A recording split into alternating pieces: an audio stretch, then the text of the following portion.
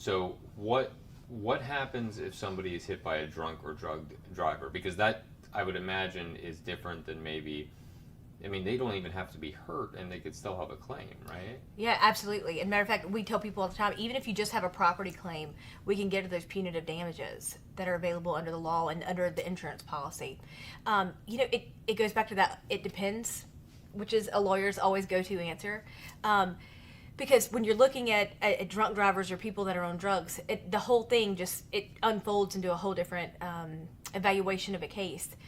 Where were they drinking? What are your damages? Is there a dram shop involved? And so we go down that road with them.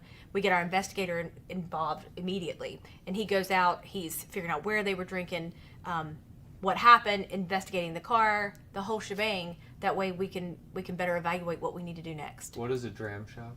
Oh, a dram shop is when, and Justin could probably answer this better, but a dram shop is when you've been drinking at a restaurant or bar and you're overserved, and then an accident ensues and you are a victim of it. Yeah, so if they're overserved at a bar or restaurant, the good thing in South Carolina, this didn't used to always be the law, but the law changed a few years ago that any establishment that serves alcohol has to now have $1 million policy.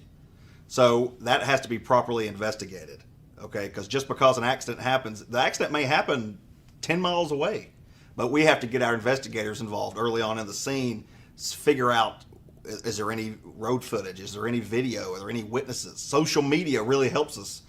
Believe it or not, they're posting pics, and we will get all that and then kind of reverse engineer, where was this person overserved? Sometimes we find multiple bars, and we can go after each bar's insurance policy, which is great for the injured person because you can't count on that car policy.